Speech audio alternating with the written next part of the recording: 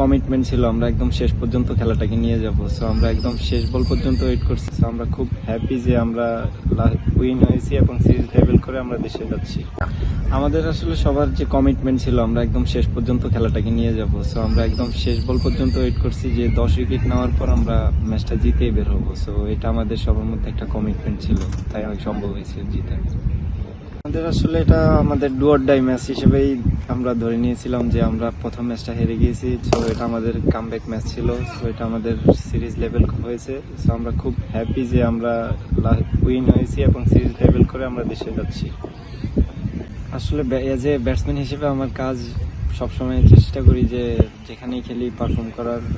আমি আসলে অনেকদিন পর ম্যাচে আসছি, কম্পিটিটিভ ম্যাচে। এখানে উইকেট খুব ভালো ছিল ব্যাটিংয়ের জন্য, সো আমি এটা ইউটিলাইজ করেছি।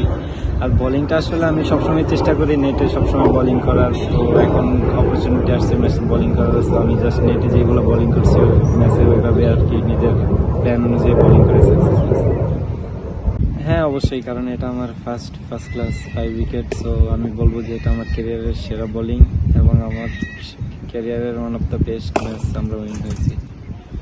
অবশ্যই, কারণ আমরা লাস্ট আসলে একটা কথা আছে যে শেষ ভালো যার সব ভালো তার। সো আমরা লাস্ট 4 ডেটা উইন হয়েছি। এখন যারা সাদা বলে খেলবে ওদের জন্য শুভকামনা, ওরা যেন এই মোমেন্টামটা ধরে রাখে, তাদের ওয়ান ডে সিরিজ এবং টি20 টুর্নামেন্টটা ভালোভাবে শেষ করে।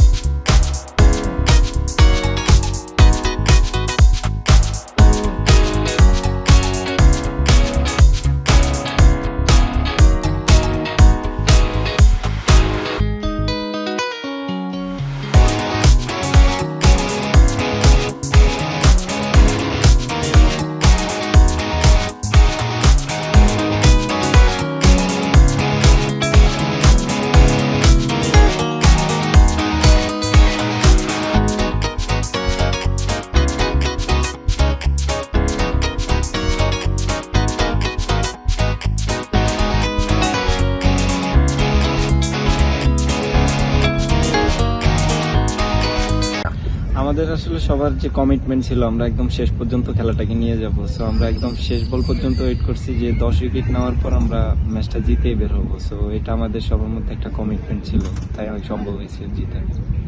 আমাদের আসলে এটা আমাদের ডু অর ডাই ম্যাচ হিসেবেই আমরা ধরে নিয়েছিলাম যে আমরা প্রথম ম্যাচটা হেরে গিয়েছি। সো এটা আমাদের কামব্যাক ম্যাচ ছিল। সো এটা আমাদের সিরিজ লেভেল হয়েছে। সো আমরা খুব হ্যাপি যে আমরা উইন হয়েছি এবং সিরিজ লেভেল করে আমরা দেশে যাচ্ছি।